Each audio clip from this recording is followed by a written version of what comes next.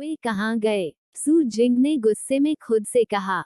वो अपने सहायकों के साथ उत्साह से आया था, लेकिन न केवल उसने एक भी व्यक्ति को नहीं मारा, बल्कि लेंग रुक्सू और अन्य लोग गायब हो गए थे। वह बहुत उदास था। क्या उनके पास अदृश्य पवित्र कलाकृतियां हो सकती हैं? एक आध्यात्मिक देवता ने अनुमान लगाया। संभव है कि सू जिंग को इस पर विश्वास नहीं हो रहा था। उसने पवित्र कलाकृतियों के बारे में क्यों नहीं सुना जो चीजों को अदृश्य कर सकती हैं? यह कैसे असंभव है? आप बहुत अज्ञानी हैं, आध्यात्मिक देवता ने तिरस्कार पूर्वक कहा। इस आयाम का स्तर हमारे जितना ऊंचा नहीं है, इसलिए यह सामान्य है कि उसे पता नहीं है। एक अन्य आध्यात्मिक देवता ने जू जिंग को बाहर निकालने में मदद करते हुए कहा। अब क्या करें? सू जिंग ने आध्यात्मिक देवता की ओर देखा जो कृतज्ञता के साथ उसके लिए बोल रहा था। उन्हें ढूंढो। मुझे विश्वास नहीं होता कि वे इतनी जल्दी बच सकते हैं। हालांकि वहां अदृश्य पवित्र कलाकृतियां थीं, उन लोगों की ताकत को देखते हुए उन्हें सचेत किए बिना जनरल की हवेली छोड़ना लगभग असंभव था। ठीक है। कुछ आध्यात्मिक देवता तुरंत जनरल की हवेली की तलाशी लेने गए। स्वर्ग और पृथ्वी कंगन के अंदर। छोटी लड़की, क्या वे हमें ढूंढ पाएंगी? बूढ़ा आदमी पूछने से खुद को नहीं रोक सका। ऐसा नहीं था कि वह मौत से डरते थे, लेकिन अगर वे उनका डटकर सामना करते तो उनकी ताकत में असमानता उनके लिए बहुत नुकसानदायक होती। नहीं, चिंता मत करो। लिंग रुओजू ने सांत्वना दी। सू जिंग को इतने सारे आध्यात्मिक देवता कहाँ मिले? लिंग क्विंगटियन ने हैरानी से पूछा। हाँ, क्या लिंग फैंग महाद्वीप पर कोई आध्यात्मिक देवता नहीं होने चाहिए? लिंग रुओजू भी थोड़ा हैरान था। वह जो जानती थी, उसके अनुसार लिंग फैंग महाद्वीप पर अब सबसे मजबूत इंसान आध्यात्मिक सर्वोच्च थे। ऐसा प्रतीत होता है कि आध्यात्मिक देवता 1000 वर्षों के लिए गायब हो गए हैं। वे लिंग फैंग महाद्वीप से बिल्कुल भी नहीं हैं। बूढ़े ने तिरस्कार पूर्वक ठंडी सांस भरी। उसे वास्तव में उम्मीद नहीं थी कि जू जिंग ऊपरी क्षेत्र के लोगों से संपर्क करने में सक्षम होगा। यह जू परिवार वास्तव में एक आपदा है। तुम्हारा मतलब है? लिंग क्विंगटियन को अचानक समझ आ गया। दादाजी, क्या बात है? सुएर, लिंग फैंग महाद्वीप पर कोई आध्यात्मिक देवता नहीं होने का कारण यह है कि सभी आध्यात्मिक देवता दूसरे आयाम में चले गए हैं। सीधे शब्दों में कहें तो, आध्यात्मिक देवता बनने के बाद वे एक उच्च आयाम पर चढ़ जाएंगे। इन लोगों को उस आयाम से उतरना चाहिए था, लिंग क्विंगटियन ने समझाया। ये बातें लेंग परिवार की वंशावली में दर्ज थीं। लेकिन यदि बूढ़े व्यक्ति ने उसे याद नहीं दिलाया होता, तो उसे वास्तव में याद भी नहीं होता। उसने जुएर और रूहान को भी इन चीजों के बारे में कभी नहीं बताया था क्योंकि वे अभी भी छोटे थे। क्या उच्च आयामों से लोग अपनी इच्छानुसार नीचे उतर सकते हैं? लिंग रुओजू ने हैरानी से पूछा। लिंग फैंग महाद्वीप ब्रह्मांड में एकमात्र स्थान नहीं था। उसने अपने गुरु से भी सुना था, लेकिन उसे याद आया कि उसके गुरु ने यह भी कहा था कि उच्च स्तरीय आयामों के लोग अपनी इच्छा से निचले स्तरीय आयामों में प्रवेश नहीं कर सकते। अन्यथा, यह स्थान एक अराजकता का कारण बनेगा, और साथ ही, वे स्वर्ग और पृथ्वी के नियमों से नष्ट हो जाएंगे।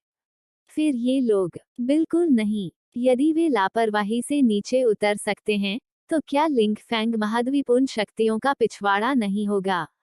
बूढ़े ने कहा। क्या वे नहीं उतरे? छोटी लड़की, अगर वे लोग लिंग फैंग महाद्वीप में आना चाहते हैं, तो उन्हें भारी कीमत चुकानी होगी। इसके अलावा, ये लोग केवल आध्यात्मिक देवता हैं। आध्यात्मिक देवता लिंग फैंग महाद्वीप पर शीर्ष शक्तियां हो सकते हैं, लेकिन वे केवल ऊपरी क्षेत्र में पदानुक्रम के निचले भाग पर हैं। इससे भी महत्वपूर्ण बात यह है कि स्वर्ग और पृथ्वी के कानून आध्यात्मिक देवता से ऊपर की शक्तियों को लिंग फैंग महाद्वीप में प्रवेश करने की अनुमति नहीं देते हैं। अन्यथा, क्या आपको लगता है कि जू परिवार ने ही इन आध्यात्मिक देवताओं को नीचे भेजा था? बूढ़े ने धैर्यपूर्वक समझाया। उनका मानना कि पूरे लिंग फैंग महाद्वीप के बारे में उनसे अधिक विवरण कोई नहीं जानता था। लिंग रुक्स्यू ने सिर हिलाया। हालांकि जू परिवार ने केवल आध्यात्मिक देवता भेजे थे, वे ऐसे अस्तित्व नहीं थे जिनसे वह अपने वर्तमान चरण में निपट सकती थी। जब उसने यह सोचा तो उसके हृदय में निराशा की भावना उमड़ पड़ी। इस समय के दौरान यह उसके लिए बहुत आसान रहा था और उसे लगभग किसी भी असफलता का सामना नहीं करना पड़ा। लेकिन इन लोगों की उपस्थिति ने उसे जगा दिया, जिससे उसे पता चला कि वह सर्वशक्तिमान नहीं थी और न ही सबसे मजबूत थी। लेकिन साथ ही इन लोगों ने उसकी तीव्र लड़ाई की भावना को जगाया, क्योंकि अगर वह इन लोगों को हरा भी नहीं पाती, तो भविष्य में उसके सामने आने वाले सबसे मजबूत दुश्मनों का तो जिक्र ही नहीं, वह शायद अपने प्रियजनों की रक्षा भी नहीं कर पाती। स्वर्ग और पृथ्वी के कंगन के माध्यम से लिंग रुक्सु की खूबसूरत आंखों ने जनरल की हवेली को नष्ट करने वाले आध्यात्मिक देवताओं को आसानी से आकार दिया और उसे उनकी उपस्थिति याद आ गई। जैसा कि कहा जाता है, बदला लेने में कभी देर नहीं होती। हो सकता है कि वह अब उनका मुकाबला न कर पाए, लेकिन इसका मतलब यह नहीं है कि वह कभी उनसे निपट नहीं पाएगी। यह कैसा है? क्या आपने उन्हें ढूंढ लिया? एक आध्यात्मिक देवता ने जनरल की हवेली में अपने साथी से पूछा। वहां एक मक्खी भी नहीं है, एक आध्यात्मिक देवता ने कहा और बिना रुके श्राप दिया।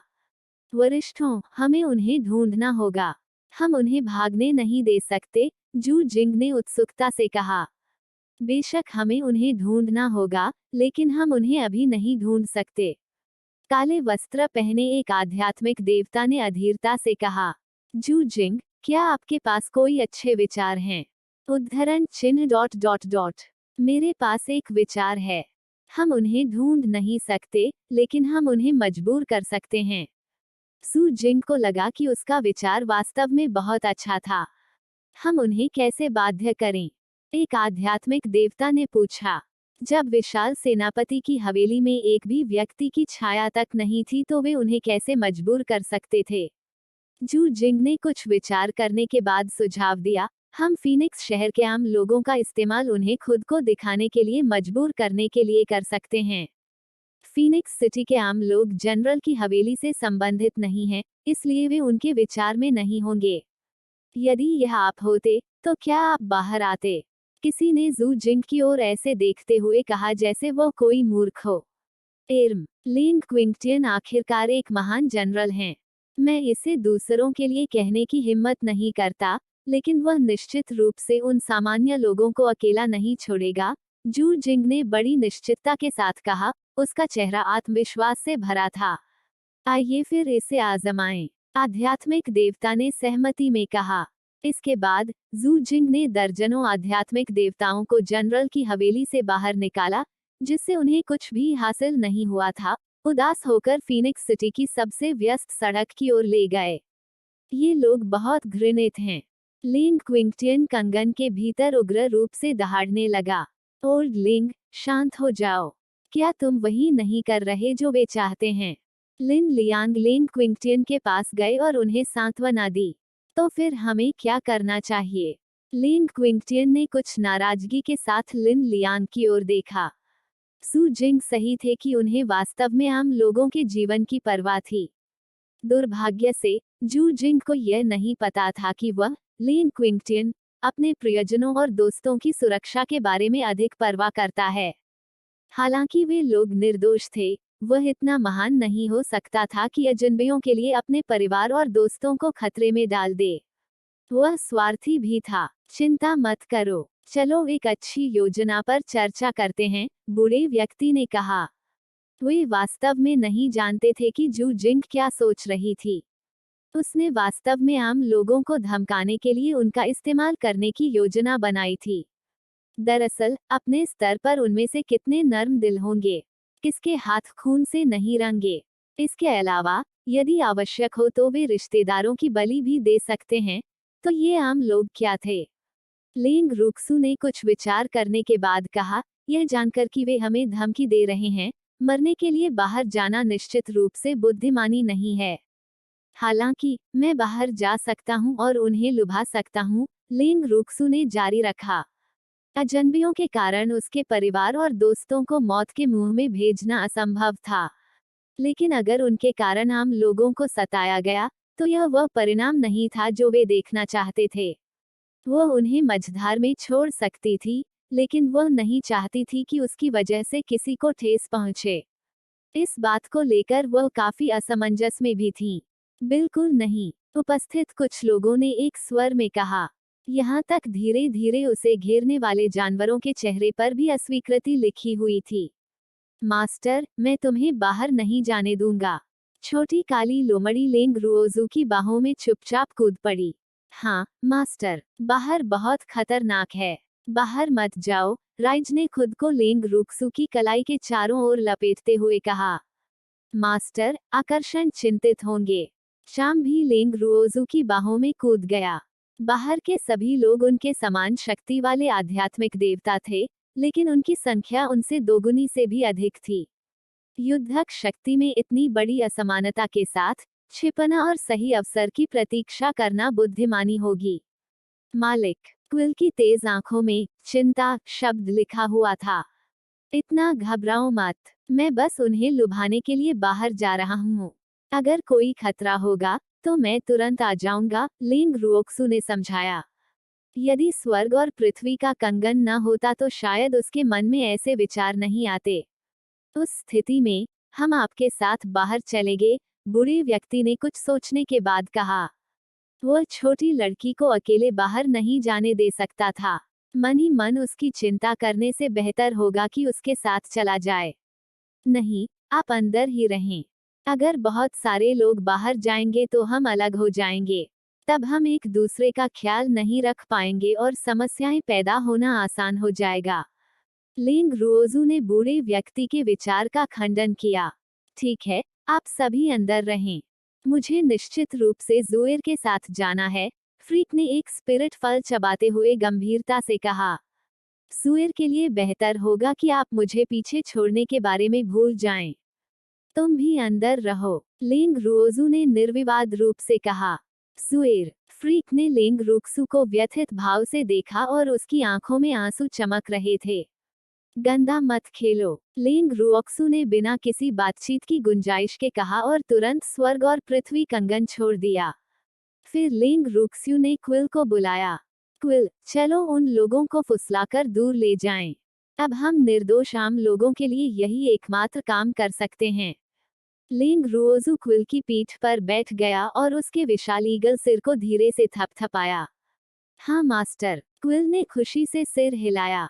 हवा में उछलते हुए उसने अपने विशाल पंख फड़फड़ाए। वह जानता था कि उसका मालिक उसे नहीं छोड़ेगा। उसके बारे में इतना अच्छा क्या है? क्या यह सिर्फ पंखों की एक जोड़ी नहीं है? चकाचौंध ने कंगन में ईर्ष्या से भरे चेहरे के साथ कहा। बूहू, मेरे पास पंख क्यों नहीं हैं? अगर मैं उड़ पाता तो मास्टर उस बदबूदार पक्षी को बाहर नहीं बुलाता। यह सही है। दरअसल मैं भी उड़ सकता हूँ, लेकिन मास्टर ने मुझे कभी उड़ने के लिए नहीं कहा। वह केवल उस कष्टप्रद पक्षी को बुलाती है। उदय ने शिकायत की। दिव्य जानवर की ओर बढ़ने के बाद उसने पंखों का एक जोड़ा भी विकसित किया, लेकिन दुर्भाग्य से उसके मालिक ने उसे एक बार भी इस्तेमाल नहीं किया था। बूहू, मास्टर अब मुझसे प्यार नहीं करते? चाम, जो हमेशा शांत और समझदार थी, ने कुछ निराशा के साथ कहा। ज़ोएर मेरा है। ये चेन ने आत्मा दया में डूबे जानवरों को देखते ही उग्र रूप से दहाड़ना शुरू कर दिया। मास्टर हमारे हैं। जानवर एक स्वर में चिल्लाए, परास्त होने को तैयार नहीं थे।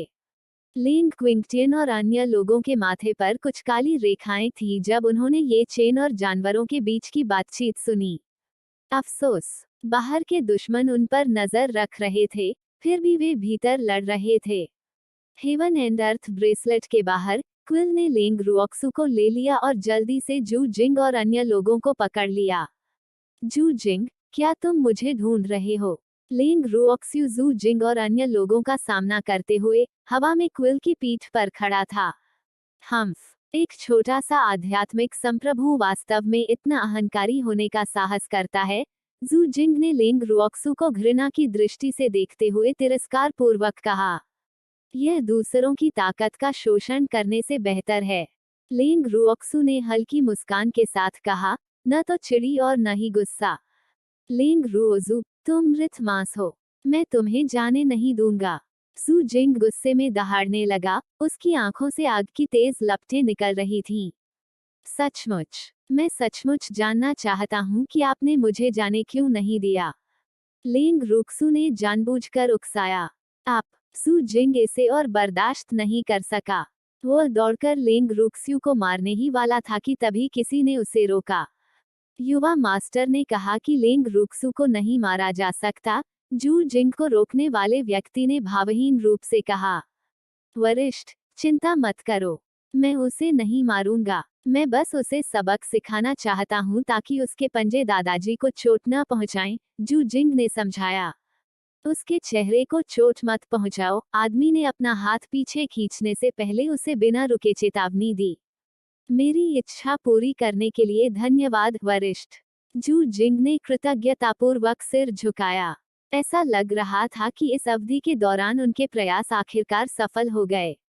अन्यथा ये लोग इतने सहज क्यों होते? लेंग रुओजू, यह लो। जैसे ही जू जिंग अपनी फ्रॉस्टी पाम का उपयोग करने वाला था, उसने चील को लेंग रुओक्सू के साथ उड़ते हुए देखा। वह बहुत गुस्से में था। पीछा करना, किसी ने कहा। जू जिंग और अन्य लोगों ने लेंग रुओक्सू का पीछा करने के लिए अपने उड़ने वाले स्पिरिट जानवरों को छोड़ा। क्विल, धीरे उड़ो, लेंग रुओक्सू ने बहुत दयालुता से कहा। ये लोग आध्यात्मिक देवता हो सकते हैं, लेकिन यह स्पष्ट था कि उन्होंने ऊपरी क्षेत्र में अच्छा प्रदर्शन नहीं किया। अन्यथा उनके आध्यात्मिक जानवर उनसे कमतर क्यों होठ? सेमीकोलन। हाँ मास्टर, क्विल ने धीरे से अपने पंख फड़फड़ाए और गति धीमी कर दी। इसके अलावा वो समय समय पर पीछे मुड़कर देखता था। अगर वह उन लोगों को पकड़ते देखता तो अपनी गति बढ़ा देता, नहीं तो वह धीरे धीरे उड़ेगा। जल्दी जल्दी करो, हम पकड़ने वाले हैं, जू जिंग ने लगातार अपने आध्यात्मिक जानवर को मारते हुए उत्सुकता से कहा। वे अभी पकड़ने ही वाले थे, लेकिन पलक झपकते ही लेंग रुओजू फिर से भाग निकला। जू जिंग अतुलनीय रूप से उदास थी। ठीक उसी तरह जू जिंग और अन्य लोगों ने उसका तब तक पीछा किया जब तक कि उन्होंने उसे एक निर्जन घाटी में मजबूर नहीं कर दिया। लेंग रुओजू, आइए देखें कि आप अब कहां भाग सकते हैं। सू जिंग अहंकार से हंसे। उसके चेहरे पर विजयी भाव था और उसकी भयावह और दुष्ट आंखों से खून की प्यासी चमक निकल रही थी। किसने कहा कि मैं भाग जाऊंगा? क्या तुम नहीं देख सकते कि मैं विशेष रूप से तुम्हारा ही इंतजार कर रहा था? लेंग रुओक्स्यू ने जू जिंग की ओर ऐसे देखते हुए मजाकिया ढंग से कहा जैसे वो कोई बेवकूफ हो। हम्फ, जिद्दी बने रहो, एक समय आएगा जब तुम बाद में रोओगे, जू जिंग ने लापरवाही से कहा। अफसोस, कोई भी सच पर विश्वास नहीं करता। यह कैसी दुनिया है? लेंग रुओजू ने असहाय होकर कहा, लेकिन वह अपने दादा और कंगन में मौजूद अन्य लोगों के साथ संवाद कर रही थी। दादाजी, क्या आपकी कोई योजना है? लेंग रुक्स्यू ने मन ही मन पूछा। सुएर, अभी 11 लोग बाहर हैं, जिनमें जू जिंग भी शामिल है, ठीक है? लेंग क्विंगटियन ने पुष्टि करने के लिए कहा। हाँ, बहुत से लोग लापता हैं। मुझे नहीं पता कि वे कहाँ गए, लेंग रुओक्सू ने कहा। जब उसने जू जिंग और अन्य लोगों को अभी अभी रोका, तो उसने पाया कि लगभग आधे लोग जा चुके थे। बाद में उसने अपने दादाजी के कहे अनुसार इन लोगों को यहाँ फुसलाया। सुएर, यह हमारे लिए एक अच्छा अवसर है क्योंकि अब वे पूरी ताकत पर नहीं हैं। जब तक हम उन्हें यहाँ मारते हैं, तब तक हम सुरक्षित रहेंगे। जब हमें दूसरों से छुटकारा पाने का अवसर मिलेगा, लेन क्विंगटियन ने समझाया। यदि उनके पक्ष में इतने सारे दिव्य जानवर नहीं होते तो वे यह जोखिम उठाने का साहस नहीं करते। ठीक है, लेंग रुओजू को भी लगा कि यह एक अच्छा अवसर है। अन्यथा जब जू जिंग की ओर से हर कोई यहाँ होता, तो वे वास्तव में उनके प्रतिद्वंद्वी नहीं होते। लेंग रुक्स्यू, मर जाओ। जू जिंग ने धीरे धीरे अपने फ्रॉस्टी पाम को सक्रिय किया, जो किसी भी क्षण हमला करने के लिए तैयार था। क्या आपको लगता है कि केवल आप ही मदद चाहते हैं और मैं नहीं? एक विचार के साथ लेंग रुक्सू ने अपने दादा और अन्य लोगों के साथ साथ उनके सभी जानवरों को भी रिहा कर दिया। हाहा, तुम काया अंततः खुद को दिखाने को तैयार हो। जब जू जिंग ने लेंग क्विंगटियन और अन्य लोगों को आते देखा तो वह जोर से हंसा। वह सचमुच डर गया था कि वे फिर कभी खुद को दिखाने की हिम्मत नहीं करेंगे। जहां तक प्यारे और रोएदार जानवरों की बात है, उसने स्वचालित रूप से उन्हें अनदेखा कर दिया। तुम्हें अभी भी नहीं पता कि काया कौन है। तुम केवल यह जानते थे कि बिना मदद के चूहे के बिल में कैसे छिपना है, लेकिन जब तुम्हें मदद मिलती है तो तुम अहंकारी होने लगते हो। सावधान रहो, खुशी दुख को जन्म देती है। बूढ़े ने कहा। जब बूढ़ा आदमी चुप था तो ठीक था, लेकिन जैसे ही उसने बात की तो जू जिंग को लगभग गुस्सा आ गया। धिक्कार है, तुम पुरानी बात हो। अगर तुम में हिम्मत है तो अपना नाम बताओ। सू जिंग ने गुस्से से देखा, इस बूढ़े आदमी की खाल उधेड़ना चाहता था। भगवान जानता है कि वो कहाँ जीवित है। तुम उस पर अपनी सांसें क्यों बर्बाद कर रहे हो? ऐसा करो। लिन लियांग अधीर हो रही थी। उसने अपने जीवन में कभी इतना डैख महसूस नहीं किया था। शाम, मैं उन लोगों को तुम्हारे पास छोड़ दूंगी, लिंग रुक्स्यू ने चाम के मुलायम फर को सहलाते हुए धीरे से कहा। शाम ने सिर हिलाया और उसकी शानदार बैंगनी आंखें उत्साह को देखते हुए आध्यात्मिक देवताओं को स्कैन कर रही थीं। वह मानव आध्यात्मिक देवताओं की शक्ति का परीक्षण करना चाहता था। शाम ने उदासीनता से कहा, मनुष्यों, मैं देखना चाहता हूँ कि क्या आध्यात्मिक देवता या हम दिव्य जानवर आज बेहतर हैं। उनके नेक और सुरुचिपूर्ण स्वभाव ने लोगों को उनकी हीनता पर शर्मिंदा कर दिया। हा, क्या हमने आपको गलत सुना? आप जैसी हथेली के आकार की छोटी लोमड़ी वास्तव में खुद को एक दिव्य जानवर कहने की हिम्मत करती है। शाम ने जो कहा उसे सुनने के बाद एक आध्यात्मिक देवता बिना चेहरा बताए जोर से हंसे। उनकी दुनिया में बहुत सारे दिव्य जानवर नहीं थे, इसलिए उसे बिल्कुल भी विश्वास नहीं हुआ कि यह लोमड़ी भी एक हो सकती है। शाम ने शांति से कहा, आपको अपने दुश्मन को कम आंकने का पछतावा होगा। उसने तय कर लिया था कि यही लड़का उसका प्रतिद्वंद्वी होगा। अपने प्रतिद्वंद्वी पर निर्णय लेने के बाद चाम ने अपने साथियों की ओर देखा और मानव आध्यात्मिक देवता पर सीधे उड़ान भरने से पहले चुपचाप संवाद किया, जिसने उसका तिरस्कार किया था। डेजल ने कहा, उस बदसूरत शॉर्ट फैटी को मुझ पर छोड़ दो। फिर उसने अपनी रोएदार छोटी पूंछ हिलाई और अपने प्रतिद्वंद्वी की ओर झपटा। फिर मुझे वह पतला बंदर चाहिए, उदय ने अनिच्छा से कहा। उसे शॉर्ट फैटी भी पसंद आ गया था, लेकिन एक अन्य जानवर ने उसे इसके लिए हरा दिया था, इसलिए वह काम चलाने के लिए केवल एक और अनोखा विकल्प ही चुन सका। मुझे काले बालों वाली लड़की चाहिए, क्विल ने लंबे समय तक चुना। चाहे वह कैसा भी दिखता हो, वह घने काले बालों वाले आदमी को देख नहीं पाता था। आखिर वह भी काला था और उसके पंख भी थे। लिंग रुक्स्यू ने अपने जानवरों की चर्चा सुनी। वाह, मेरे जानवर कितने प्यारे होंगे। रुओक्सू, तुम्हारे जानवरों में चरित्र है। लिन लियांग ने प्रशंसा की। हे, क्या आपको इसका एहसास हुआ? लिंग क्विंगटियन गर्व से मुस्कुराए। उनकी पोती के जानवर बहुत दिलचस्प थे। थंडर नाइट, तुम्हें भी जाना चाहिए। लिंग क्विंगटियन ने अपना सिर घुमाया और अपने जानवर से कहा। हाँ मास्टर, थंडर नाइट ने उत्तर दिया और फिर बाहर उड़ गया, सीधे अपने चुने हुए प्रतिद्वंद्वी की ओर बढ़ गया। तुम लोग भी जाओ, मास्टर को शर्मिंदा मत करो, बूढ़े व्यक्ति और लिन लियांग ने अपने जानवरों से कहा। हाँ मास्टर, दोनों जानवरों ने अपने स्वामी की बातें सुनी और उत्सुकता से अपने विरोधियों की ओर दौड़ पड़े। हम तीनों शेष आध्यात्मिक देवता से निपटेंगे। जू जिंग को रुओक्सू और ये चेन पर छोड़ दो। लिन लियांग ने बाकी दो लोगों की ओर देखते हुए बूढ़े व्यक्ति और लिंग क्विंगटियन से कहा। ठीक है, छोटी लड़की, मैं वह पुरानी चीज तुम्हारे पास छोड़ दूंगा, बूढ़े व्यक्ति ने जू जिंग को घूरते हुए चिल्लाया। लिंग रुओजू ने जू जिंग की ओर देखा और उदासीनता से कहा, ठीक है, इस बूढ़े कमीने को हमारे पास छोड़ दो। अरे लड़की, मैं तुम्हें जाने नहीं दूंगा। जू जिंग गुस्से में दहाड़ने लगी। वह सचमुच बहुत क्रोधित था। आखिरकार वह एक आध्यात्मिक सर्वोच्च व्यक्ति थे, लेकिन उन्हें एक छोटी लड़की द्वारा अपमानित किया गया था। वह इसे लेटे हुए कैसे ले सकता है? इस बिंदु पर वह केवल अपना गुस्सा निकालने के लिए लिंग रुक्स्यू को मारना चाहता था, और वह लंबे समय से भूल गया था कि युवा मास्टर ने क्या कहा था। कोई जरूरत नहीं, लिंग क्विंगटियन ने उत्तर दिया। वे इतना अच्छा अवसर कैसे जाने दे सकते थे? भले ही यह लड़का उनसे अधिक मजबूत था और स्तर में बढ़त पर था, आध्यात्मिक देवता का दबाव अभी भी उनके लिए सहनीय था। स्वर्गीय आध्यात्मिक कौशल जारी करते समय लिन क्विंगटियन ने अपने मुंह में कई आध्यात्मिक शक्ति पुनर्प्राप्ति गोलियां फेंकना जारी रखा। बूढ़े व्यक्ति और लिन लियांग ने भी ऐसा ही किया।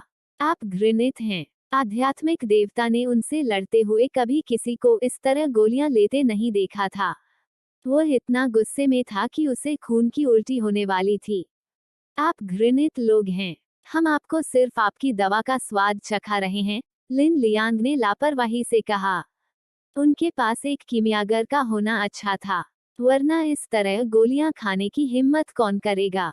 जानलेवा चोट, बूढ़े आदमी ने अचानक चिल्लाया जब उसने देखा कि समय आ गया है।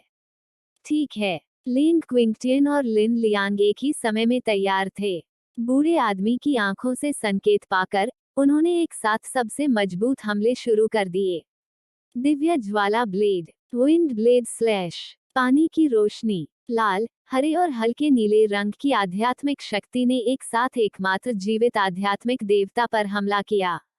जैसे ही तीन आध्यात्मिक शक्तियां आध्यात्मिक देवता के शरीर में प्रवेश कर गईं, वे उनके शरीर के भीतर एक निरंतर युद्ध में संलग्न होने लगे। आध्यात्मिक देवता के शरीर से चटकने की आवाजें गूंज उठीं। आध्यात्मिक देवता के चेहरे पर पीड़ा भरी अभिव्यक्ति थी क्योंकि उनका चेहरा लाल, फिर हरा और अंत में नीला हो गया। आध्यात्मिक देवता दर्द से चिल्लाए। इसके तुरंत बाद आध्यात्मिक देवता का शरीर एक धमाके के साथ टुकड़े टुकड़े हो गया।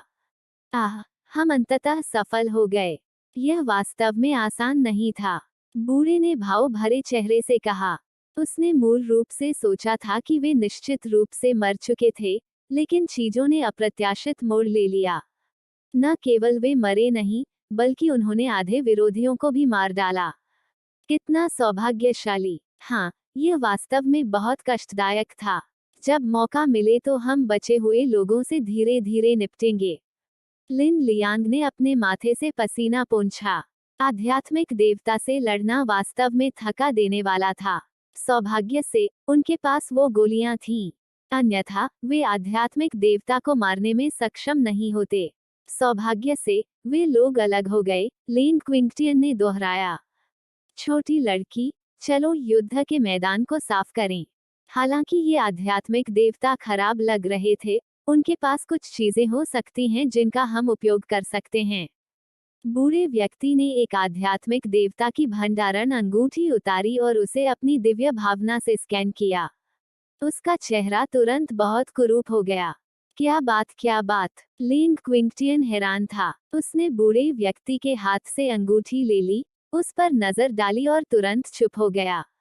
ये लोग मेरी कल्पना से भी अधिक गरीब थे, बूढ़े व्यक्ति ने समझाया जब लिन लियांग ने उन्हें प्रश्नवाचक दृष्टि से देखा। फिर, क्या हमें अभी भी सफाई करनी चाहिए? लिन लियांग ने थोड़ा रुककर पूछा। बेशक, ये युद्ध में हमारी लूट का माल है, लिन क्विंगटियन ने कुछ सोचने के बाद कहा। उन्होंने अनुमान लगाया कि बूढ़ा व्यक्ति और लिन लियांग भविष्य में उनका अनुसरण करेंगे। इतने सारे लोगों का समर्थन करने में कितना खर्च आएगा, यह सोचकर वो सिरदर्द होने से खुद को नहीं रोक सका। ठीक है, लिन क्विंगटियन ने जो कहा उसे सुनने के बाद हर कोई और जानवर युद्ध के मैदान को साफ करने और सबूत नष्ट करने के लिए चले गए। यह देखकर कि हर कोई मदद कर रहा था, लिंग रुओजू ने अकेले निर्जन घाटी का निरीक्षण करना शुरू कर दिया। घाटी लगभग 30 से 40 मीटर गहरी थी और एक नज़र में इसका कोई अंत नहीं था। इसके अलावा यह पहाड़ों से घिरा हुआ था और तापमान बाहर की तुलना में कई डिग्री कम था। सबसे महत्वपूर्ण बात यह है कि यहाँ ध्वनिरोधन अच्छा था, इतना कि अभी उनकी तीव्र लड़ाई के बावजूद कोई आवाज नहीं बची। यह जगह वास्तव में एक अच्छी जगह है। सुएर, सावधान रहो। रुओक्सू, छोटी लड़की, मालिक। लिंग रुओजू ने अचानक सभी की आवाज सुनी। वह मुड़ने ही वाली थी कि उसने जू जिंग को देखा, जो पूरी तरह से जली हुई थी, पागलों की तरह उसकी ओर दौड़ रही थी। यह पता चला कि जू जिंग मृत होने का नाटक कर रहा था और जब कोई नहीं देख रहा था तो उसने अपनी शेष आध्यात्मिक शक्ति अपनी हथेली में इकट्ठा कर ली थी और लिंग रुओक्सू को घातक झटका देने की योजना बना रहा था। जू जिंग वास्तव में मरी नहीं।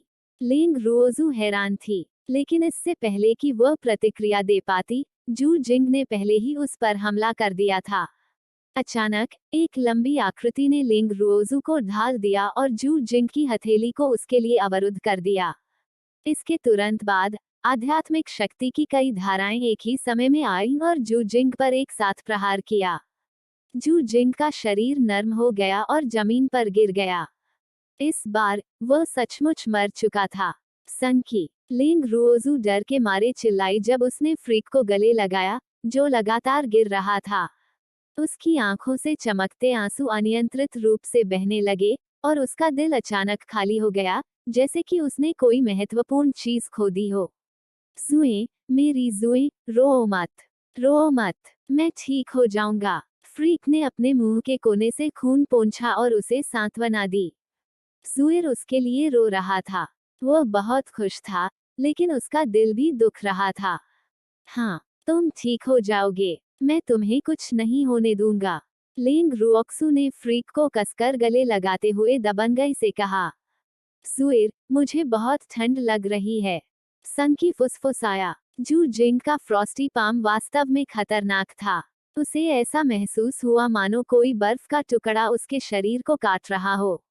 सौभाग्य से यह उस पर लग गया, अन्यथा जुएर की कोमल त्वचा और मांस इसे सहन करने में सक्षम नहीं होता।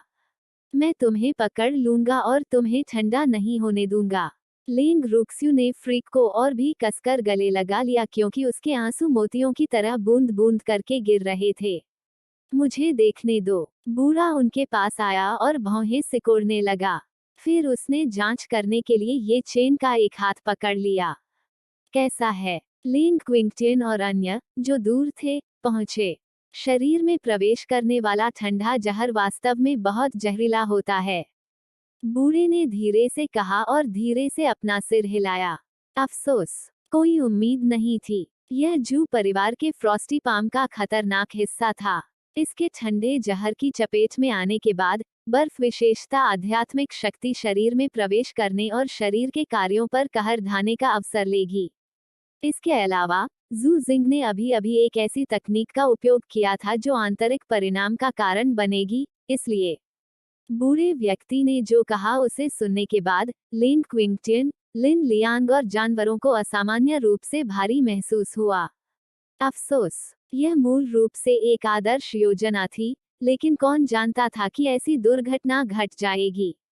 यह सचमुच था। संकी, उठो, मुझे मत छोड़ो। जब लिंग रुओजू ने बेहोश संकी को देखा तो वह पीड़ा से चिल्लाने लगी। उसके दिल पर ऐसा लगा जैसे उस पर चाकू से वार किया जा रहा हो। जुएर, शांत हो जाओ। वह पहले से ही है। लिंग क्विंगटिन जारी नहीं रख सका। उसने अभी अभी ये चेन की सांसों की जांच की, लेकिन वह पहले ही खत्म हो चुकी थी। वह केवल बेहोश हो गया था। मैं उसे ठीक कर दूंगा। मैं उसे अपने पास से जाने नहीं दूंगा। लिंग रुओजू ने फ्रीक के शरीर को गले लगाया और एक विचार के साथ स्वर्ग और पृथ्वी कंगन में लौट आए। जुएर, बिग ब्रदर आपकी मदद करेगा। जब लिंग रूहान ने अपनी बहन का हताश रूप देखा तो उसका दिल दुख गया। उसने जल्दी से लिंग रुओक्सू से ठंडी ये चेन ले ली। धन्यवाद, बड़े भाई। कृपया उसे बैंगनी बांस के घर में ले जाने में मेरी मदद करें। लिंग रुओक्सू ने असामान्य रूप से शांति से कहा। लिंग रूहान ने सिर हिलाया। ये चेन के ठंडे शरीर को लेकर वह बैंगनी बांस के घर में दाखिल हुआ और उसे अंदर जेड बिस्तर पर लिटा दिया। बड़े भाई, धन्यवाद। मैं फ्रीक के साथ अकेले रहना चाहता हूँ, लिंग रुक्सू ने हल्के से कहा। ठीक है, फिर बिग ब्रदर बाहर जाएंगे, लिंग रूहान ने असहाय होकर कहा। अफसोस, जुएर की वर्तमान उपस्थिति ने उसे वास्तव में चिंतित कर दिया। उसके दिल में इतना शांत रहने से बेहतर था कि जुएर रोए या नखरे दिखाए। रूहान, जुएर कैसा है? स्वर्ग और पृथ्वी कंगन पर लौटने के बाद लिंग क्विंगटिन ने चिंतित होकर पूछा। बहुत बुरा, लिंग रूहान ने ईमानदारी से कहा। वह अपने दादा को डराना नहीं चाहता था, लेकिन जुएर की वर्तमान स्थिति वास्तव में अच्छी नहीं थी। अफसोस, यह कैसे हुआ? जू जिंग कैसे बच गई? जुएर की लपटें असाधारण हैं। लिंग क्विंगटियन हैरान था। मैंने एक बार सुना था कि जू परिवार के पास एक गुप्त तकनीक है जो मौत का नाटक कर सकती है। इसके अलावा जू परिवार मुख्य रूप से बर्फ विशेषता आध्यात्मिक शक्ति का उपयोग करता है। मुझे लगता है कि उसने खुद को स्थिर करने और फिर मौत का नाटक करने के लिए बर्फ विशेषता आध्यात्मिक शक्ति का उपयोग किया था, लिन लियांग ने समझाया। जब उसने सुना तो उसने वास्तव में सोचा कि जू परिवार की गुप्त तकनीक एक मजाक थी। उसे इसकी वास्तव में अस्तित्व में होने की उम्मीद नहीं थी। चलो बाहर जाएं और छोटी लड़की के लिए अपना गुस्सा निकालने के लिए शेष आध्यात्मिक देवताओं को मार डालें, बूढ़े आदमी ने सुझाव दिया। अफसोस, वह चिंतित था क्योंकि वो मदद नहीं कर सका। अगर उन्हें मारने से ये चेन वापस जीवित हो जाएगी, तो मैं अभी जाऊंगा, लिंग क्विंगटियन ने गुस्से से कहा। तो फिर आप हमें क्या करने का सुझाव देते हैं? बूढ़े ने व्यथित होकर भौहें सिकोड़ ली। बेशक, हमें ज़ुएर पर नजर रखनी होगी। क्या होगा अगर वह चीजों के बारे में सोच नहीं सकती? लिंग क्विंगटियन ने चिंतित होकर कहा। भले ही उसके सिर पर चाकू लटक रहा हो, लेकिन अब वह अपनी पोती को नहीं छोड़ेगा। बैंगनी बांस के घर के अंदर लिंग रुओक्स्यू फ्रीक के पास निश्चल खड़ा था, जो जमने लगा था। उसकी आंखों में आंसू आते रहे। दरअसल वह अच्छी तरह जानती थी कि वो मर चुका है। संकी, लिंग रुओजू धीरे से पुकारने में मदद नहीं कर सकी। जब उसने पहली बार उसे देखा था तो वह स्थिति अभी भी उसके मन में गहराई से अंकित थी। उसे याद आया कि जब उसने पहली बार उसे देखा था, तो उसे अंदाजा हो गया था कि यह लड़का निश्चित रूप से बड़ी मुसीबत में है, और सच्चाई यह थी कि वह सही थी। उसने अपने 2 जन्मों में कई पुरुषों को देखा था, लेकिन यह पहली बार था जब उसने किसी व्यक्ति को इतना नखरा दिखाते हुए देखा था, हालांकि वह अच्छी तरह से जानती थी कि उसका नखरा दिखाने वाला व्यवहार केवल उसके लिए था। बाहरी लोगों के सामने फ्रीक निश्चित रूप से कुटिल और भयानक था। फ्रीक को चालाकी से काम करना पसंद था, ईर्ष्यालु होना पसंद था, समय समय पर उसका फायदा उठाना पसंद था। उनसे जुड़ी सारी यादें इस वक्त भी बिल्कुल साफ थीं। यह पता चला कि फ्रीक पहले ही अनजाने में उसके दिल में प्रवेश कर चुका था, लेकिन उसे इसके बारे में कुछ भी नहीं पता था। वह हमेशा यही सोचती रही कि वो उसे केवल अपने में से एक मानती है। लेकिन वह जानती थी कि आज यह सच नहीं था। फ्रीक ने बहुत समय पहले अनजाने में उसके दिल पर कब्जा कर लिया था। लेकिन क्यों? जब उसने उसे छोड़ा तभी उसे पता चला कि वो उसके लिए कितना महत्वपूर्ण था। क्यों? जब तक उसने उसे खो नहीं दिया, तब तक उसे एहसास नहीं हुआ कि वो उससे प्यार करती है। बूहू, इस समय उसके आंसू अनियंत्रित रूप से बहने लगे। संकी, मैं तुमसे प्यार करता हूँ, लिंग रुओजू बड़बड़ाया। लेकिन अजीब, तुमने मुझसे यह नहीं कहा कि तुम मुझसे प्यार करते हो, इसलिए तुम मुझे इस तरह नहीं छोड़ सकते। मैं इसकी अनुमति नहीं दूंगा। अजीब, मैं तुम्हें ढूंढ लूंगा चाहे तुम्हारी आत्मा कहीं भी चली जाए। सनक, मैं बहुत दबंग और अधिकारवादी हूँ। जब से मैंने तुम्हारे लिए अपनी भावनाओं का पता लगाया है, तब से मुझे छोड़ने के बारे में सोचना भी मत। अजीब, तुम मेरे हो चाहे तुम जीवित हो या मृत। तुम सिर्फ मेरे हो सकते हो चाहे जियो या मर जाओ। समझ गया। सनक, आज्ञाकारी ढंग से मेरी प्रतीक्षा करो। मेरे तुम्हें ढूंढने की प्रतीक्षा करो। बैंगनी बांस के घर के बाहर। इतने दिन हो गए। मुझे आश्चर्य है कि ज़ुएर अब क्या कर रही है। चिंता शब्द लिंग क्विंगटियन के पूरे चेहरे पर लिखा हुआ था क्योंकि वह आगे पीछे चल रहा था। दादाजी, बड़ी बहन ठीक हैं। मेरा विश्वास करो, किंग जू ने तुरंत सांत्वना दी। वो हमेशा बैंगनी बांस के घर की स्थिति को नियंत्रित करता था। बड़ी बहन ने चीजों को बहुत गंभीरता से नहीं लिया है। यह बस है। अफसोस। संक्षेप में, यह अभी भी ठीक है। ओल्ड लिंग, चिंता मत करो क्योंकि किंग ज्यू ने ऐसा कहा है। हमारे जैसे बाहरी लोग दिल के मामलों में मदद नहीं कर सकते। रुक्स्यू चीजों के बारे में सोचने के लिए केवल खुद पर भरोसा कर सकती है, लिन लियांग ने असहाय होकर कहा। केवल रुओक्सू ही उन्हें चिंतित करने के लिए पर्याप्त था, लेकिन ओल्ड लिंग ने वास्तव में परेशानी बढ़ा दी। लेकिन बिना खाए पिए 10 दिन हो गए। लिंग क्विंगटियन कहने से खुद को नहीं रोक सका। दादाजी, जुइर पर भरोसा करो। लिंग रूहान अपने दादाजी को सांत्वना देने के लिए उनके पास गए। अरे बूढ़े आदमी, तुम्हें तो बस खाना ही आता है। खाओ, खाओ। जब लिंग क्विंगटियन ने अपना सिर घुमाया और बूढ़े व्यक्ति को फिर से खुद को खाते हुए देखा तो वह खुद को कोसने से नहीं रोक सका। तुम्हें क्या पता, इसे डैक और आक्रोश को भूख में बदलना कहते हैं, बूढ़े ने बेशर्मी से शेखी बघारी। अफसोस, उसे छोटी बच्ची की भी चिंता थी, लेकिन उसे कोई बेहतर तरीका नहीं सूझा, इसलिए वह केवल खाकर ही अपना गुस्सा निकाल सकता था। क्विल वापस आ गया है, किंग ज्यू ने अचानक कहा। जब दो बूढ़ों ने क्विल को वापस आते देखा, तो उन्होंने झगड़ा करना बंद कर दिया और तुरंत पूछा, क्विल, अब बाहर क्या हो रहा है? क्विल ने बताया, लिंग फैंग महाद्वीप के अधिकांश हिस्से पर पहले से ही उन आध्यात्मिक देवताओं का कब्जा हो चुका है। इसके अलावा हुओ परिवार और फैंग परिवार को भी भारी नुकसान उठाना पड़ा। वे लोग सचमुच बहुत अहंकारी थे। उन्होंने लिंग फैंग महाद्वीप पर उन सभी ताकतों को पहले ही खत्म कर दिया था जो उन पर भरोसा करने और उनके प्रति निष्ठा रखने को तैयार नहीं थी। पूर्वी लेगून साम्राज्य के बारे में क्या? लिंग फैंग महाद्वीप पर अब कोई देश नहीं है। क्विल ने जो कहा उसे सुनकर बूढ़ा चुप हो गया। इसके बारे में सोचो, वे चीजें सिर्फ सांसारिक संपत्ति हैं। कम से कम आपके वंशज अभी भी सुरक्षित हैं, लिंग क्विंगटियन ने सांत्वना दी। मुझे पता है, बूढ़े ने सिर हिलाया। हालांकि वह इसके लिए तैयार था, फिर भी जब उसने यह सुना तो वह थोड़ा दुखी हुआ। आखिरकार यह उनके लिए परिवार की नींव थी। अफसोस, यह तो गड़बड़ है। लिन लियांग ने असहाय होकर आह भरी। लिंग फैंग महाद्वीप के उत्तर में एक सुदूर कस्बे में एक आम घर में फैंग मोरन और अन्य लोग यहाँ छिपे हुए थे।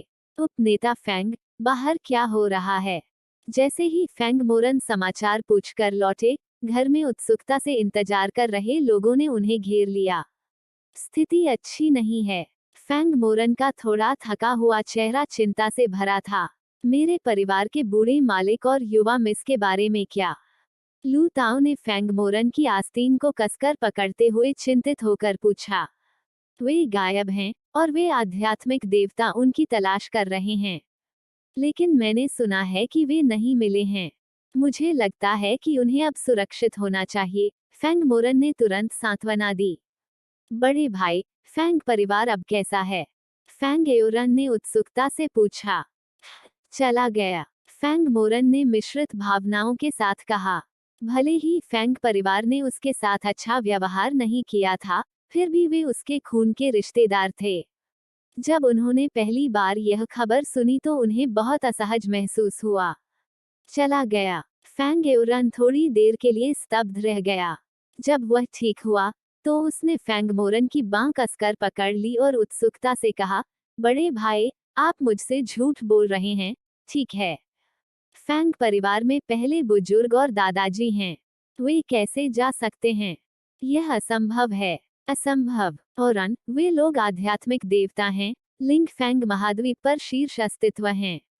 फैंग मोरन को नहीं पता था कि वह अपने भाई को कैसे सांत्वना दे, क्योंकि वह जानता था कि एओरन के मन में निश्चित रूप से फैंग परिवार के लिए उसकी तुलना में अधिक गहरी भावनाएं थीं। औरन, शांत हो जाओ। तुम्हारे पास अभी भी बिग ब्रदर है। मैं तुम्हारा ख्याल रखूंगा, फैंग मोरन ने जारी रखा। बड़े भाई, फैंग एओरन के चेहरे से आंसुओं की धारा बह निकली क्योंकि उसने खुद को फैंग मोरन की बाहों में फेंक दिया और फूट फूट कर रोने लगा। एनाकोंडा मर्सिनरी ग्रुप यहाँ है। फैंग दा बाहर से भागते हुए चिल्लाया। बड़े भाई फैंग दा, अब हमें क्या करना चाहिए? लू ताओ थोड़ा घबराया हुआ था। एनाकोंडा मर्सिनरी ग्रुप ने लंबे समय से आध्यात्मिक देवताओं की शरण ली थी। इसके अलावा एनाकोंडा मर्सिनरी ग्रुप को उनकी पहचान पता थी, इसलिए वे लगातार उनका पीछा कर रहे थे।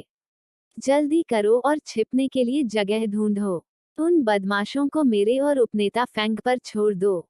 फैंग दा ने जल्दी से व्यवस्था की। उनकी युवती लापता थी, इसलिए इन लोगों की सुरक्षा की रक्षा करना उनका कर्तव्य और जिम्मेदारी थी। वह अपनी युवा महिला के भरोसे को कम नहीं कर सका।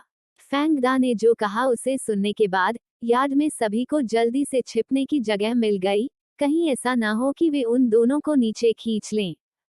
फैंग दा, आप छिपने में काफी अच्छे हैं। एनाकोंडा मर्सिनरी ग्रुप के युवा मास्टर झांग जियान की आवाज यार्ड के बाहर से आई। झांग जियान, तुम जू परिवार के कुत्ते हो। तुमने आज्ञाकारी ढंग से अपने मालिक की गांड क्यों नहीं चाटी, बल्कि बाहर घूमने के लिए क्यों आए? फैंग दा ने तिरस्कार और उपहास के साथ कहा। धिक्कार है, आपने किसे कुत्ता कहा? यार्ड में प्रवेश करते ही झांग जियान उग्र रूप से दहाड़ने लगा। क्या आपके अलावा यहाँ कोई और भी है? फैंग दा की चतुर आंखों ने अन्य लोगों की तलाश करते हुए आसपास का निरीक्षण किया। फैंग दा, आप निश्चित रूप से मर चुके हैं, लेकिन अगर आप मुझे लेंग रुओक्सु और अन्य लोगों का ठिकाना बता दे तो मैं आपकी जान बख्श दूंगा, झांग जियान ने उदारतापूर्वक कहा। मुझे नहीं पता, आप मुझसे क्या कहना चाहते हैं? फैंग दा ने लापरवाही से कहा। तो मर जाओ, जाओ, उन दोनों को मार डालो। झांग जियान ने दहाड़ते हुए फैंग दा पर हमला करने का बीड़ा उठाया, जबकि उसके अधीनस्थों ने फैंग मोरन पर हमला किया। झांग जियान, क्या तुम्हारे पास बस यही है? फैंग दा ने झांग जियान के हमले को आसानी से चकमा दे दिया और अपने बैकहैंड से हमला किया। उसने अपनी आध्यात्मिक शक्ति अपने हाथ में डाली और झांग जियान पर हमला कर दिया। झांग जियान प्रतिक्रिया करने में धीमा था और कट गया। बस तुम रुको। झांग जियान अपनी आंखों में हत्या के इरादे से दहाड़ा। बाहर आओ, ब्लैक ड्रैगन। झांग जियान की दहाड़ के साथ एक विशाल काला अजगर सबके सामने आ गया। अजगर का विशाल शरीर सीधा खड़ा था, जिसने लगभग पूरे यार्ड को ढक लिया था। उसकी उग्र और ठंडी आंखें फैंग दा और फैंग मोरन को घूर रही थीं। फैंग दा और फैंग मोरन मौन समझ में एक दूसरे को देखकर मुस्कुराए। फायर ड्रैगन, बाहर आओ और इस ब्लैक ड्रैगन से मिलो। फैंग दा ने मुस्कुराहट भरी आंखों से कहा। मास्टर, मैं यहाँ हूँ। इसके साथ ही एक विशाल उग्र लाल जानवर बाहर कूद गया और यार्ड के ऊपर पूरे आकाश पर कब्जा कर लिया। स्वर्ग, यह क्या है? एनाकोंडा मर्सिनरी ग्रुप का कोई व्यक्ति अविश्वास में बड़बड़ाया। क्या यह एक ड्रैगन है? एक असली ड्रैगन? दूसरे व्यक्ति ने आश्चर्य से कहा। नहीं, यह असंभव है। कोई भी ड्रैगन के साथ अनुबंध नहीं कर सकता। झांग जियान जो देख रहा था उस पर विश्वास करने के लिए और भी अधिक अनिच्छुक था। फैंग दा अतीत में केवल उनके भाड़े के समूह के कप्तान थे। उसके पास एक आत्मिक जानवर के रूप में ड्रैगन कैसे हो सकता है? यह उसके लिए बहुत बड़ा सदमा था। काला अजगर भी उतना ही उत्तेजित था। जब वह पहली बार बाहर निकला तो उसका जो अहंकार था वह असली अजगर को देखकर तुरंत फीका पड़ गया। बूह, वह सिर्फ एक सांप था, भले ही उसका मालिक उसे ब्लैक ड्रैगन कहता था। आपको ब्लैक ड्रैगन कहा जाता है। फायर ड्रैगन की बड़ी बड़ी आंखें काले अजगर को धमकी भरी दृष्टि से घूर रही थीं। हाँ, मैं ब्लैक ड्रैगन हूँ, ब्लैक ड्रैगन नाम के अजगर ने कांपते हुए कहा। जब वह पहली बार उभरे थे तब उनका वह राजसी रूप नहीं रह गया था। ठीक से खड़े रहो, तुम क्यों हिल रहे हो? आखिरकार तुम 8वें स्तर के पवित्र जानवर हो। इतना बेकार मत बनो, ठीक है? फायर ड्रैगन नाराजगी से दहाड़ने लगा। ऐसा लग रहा था जैसे कोई बड़ा भाई अपने छोटे भाई को उपदेश दे रहा हो। हाँ, ब्लैक ड्रैगन सीधा खड़ा हो गया, लेकिन फिर भी वह अनियंत्रित रूप से कांप रहा था। बूहू, आप इस तरह से एक सांप को धमका नहीं सकते। हालांकि वह स्तर 8 का पवित्र जानवर था, लेकिन एक दिव्य जानवर के साथ उसकी तुलना क्या थी? विशेष रूप से एक ड्रैगन, जिसे आत्मिक जानवरों में सर्वोच्च दर्जा प्राप्त था। ब्लैक ड्रैगन, हमला, उन्हें मार डालो। झांग जियान तब दुखी हुआ जब उसने अपने आध्यात्मिक जानवर को दुश्मन के सामने एक आज्ञाकारी पोते की तरह व्यवहार करते देखा। क्या चल रहा था? उसके लिए लेवल 8 का पवित्र जानवर प्राप्त करना आसान नहीं था। उसने मूल रूप से सोचा था कि वह दिखावा कर सकता है, लेकिन कौन जानता था? गुरु, वो एक दिव्य जानवर है। मैं कुछ नहीं कर सकता। ब्लैक ड्रैगन का दम घुट गया, वह इतना उदास था कि वह रोने वाला था। फायर ड्रैगन, हमला करो और उन्हें मार डालो। इस सांप की लाश को वैसे ही छोड़ दो ताकि हम उसका मांस खा सकें। फैंगदा ने मुस्कुराते हुए फायर ड्रैगन से कहा और हल्के उपहास के साथ झांग जियान की ओर देखा। कितना संतोषजनक, एक अच्छे आत्मा वाले जानवर का होना बहुत अच्छा है। कोई बात नहीं मास्टर, फायर ड्रैगन ने आत्मविश्वास से कहा। दैवीय जानवर बनने के बाद उसका आत्मविश्वास बढ़ गया था और वह अब डरपोक और धमकाने वाला अजगर नहीं रहा। तुम्हारी हिम्मत कैसे हुई मेरे स्वामी पर योजनाएं बनाने की? मर जाओ, फायर ड्रैगन ने भयंकर दहाड़ लगाई। उसने झांग जियान और अन्य लोगों पर एक झुलसा देने वाली ड्रैगन सांस उगल दी और एनाकोंडा मर्सिनरी ग्रुप में सभी लोग एक पल में मर गए। आप वास्तव में नहीं मरे? फायर ड्रैगन ने सांप की ओर देखते हुए उत्सुकता से पूछा। क्या आत्मिक जानवर अपने स्वामियों के साथ नहीं मरेंगे? हमने एक समान अनुबंध पर हस्ताक्षर किए, ब्लैक ड्रैगन ने लंबे चेहरे के साथ समझाया। ओह, लेकिन मेरा मालिक तुम्हारा मांस खाना चाहता है, इसलिए तुम्हें भी मरना होगा, फायर ड्रैगन ने असहाय होकर कहा। हे, दूसरों को धमकाने की भावना वास्तव में अच्छी है। नहीं, मुझे मत मारो। मैं आपका अनुबंधित आत्मा जानवर बनने को तैयार हूँ, ब्लैक ड्रैगन ने आंसुओं के कगार पर विनती की। लेकिन मेरे मालिक को तुम बदसूरत लगती हो, इसलिए बेहतर होगा कि तुम मर जाओ। फायर ड्रैगन ने अपना मुंह खोला और लौ की एक धारा उगल दी जो सीधे काले अजगर पर गिरी। लौ एक तेज ब्लेड की तरह थी और एक झटके से उसने काले अजगर की मोटी त्वचा को काट डाला। काला अजगर विरोध करने में असमर्थ था क्योंकि वह जमीन पर जोर से गिरा और दम घुटने से उसकी मौत हो गई। उपनेता फैंग, अब हमें क्या करना चाहिए? फैंगदा ने यार्ड को साफ करने के बाद पूछा। फैंग मोरन ने कुछ विचार करने के बाद कहा, चलो कहीं और चलते हैं और पहले जुएर और अन्य लोगों को ढूंढते हैं। जुएर अब यहाँ नहीं था और वे अपने साथ बहुत सारे लोगों को लाए थे, इसलिए यह वास्तव में असुविधाजनक था। ठीक है, मैं उन्हें सामान पैक करवा दूंगा। फैंगदा भाड़े के समूह को सूचित करने के लिए घूमे। हालांकि वह वास्तव में एनाकोंडा मर्सिनरी ग्रुप से छुटकारा पाना चाहता था, लेकिन उसे पहले अपने साथियों की सुरक्षा सुनिश्चित करनी थी। फायर ड्रैगन, हमें कुछ लोगों वाली जगह पर ले चलो। यार्ड में सभी के इकट्ठा होने के बाद फैंगदा ने फायर ड्रैगन की पीठ थपथपाई। ठीक है मास्टर, फायर ड्रैगन ने अपने विशाल ड्रैगन का सिर हवा में हिलाया। जब सभी लोग उस पर बैठ गए तो उसने अपने विशाल पंख फड़फड़ाए और एक सुरक्षित स्थान खोजने के लिए आकाश में उड़ गया। इस समय लीन क्विंगटियन और अन्य लोग अभी भी स्वर्ग और पृथ्वी कंगन में उत्सुकता से इंतजार कर रहे थे। नहीं, मुझे अंदर जाकर देखना होगा। लीन क्विंगटियन वास्तव में आधे महीने के बाद और इंतजार नहीं कर सका। दादाजी, बड़ी बहन बाहर हैं। किंग जुए ने लेन क्विंगटियन की बांह खींची। वास्तव में लेन क्विंगटियन ने बैंगनी बांस के घर को अनिश्चित रूप से देखा। निश्चित रूप से उसने अपनी बहुमूल्य पोती को उसमें से बाहर निकलते देखा। सुएर, लेन क्विंगटियन जल्दी से आगे बढ़े, उनका चेहरा चिंता से भरा हुआ था। दादाजी, आपको चिंतित करने के लिए मुझे खेद है, लेंग रूक्सू ने अपराधबोध से कहा। वह जानती थी कि उसके आसपास हर कोई उसके बारे में चिंतित था, लेकिन उसने अपना मूड पहले ही ठीक कर लिया था। यह तब तक ठीक है जब तक आप बाहर आने को तैयार हैं, लेन क्विंगटियन ने उत्साह से कहा। ऐसा लगा जैसे उनकी पोती ने इस बारे में सोच लिया था, इसलिए उन्हें राहत मिली।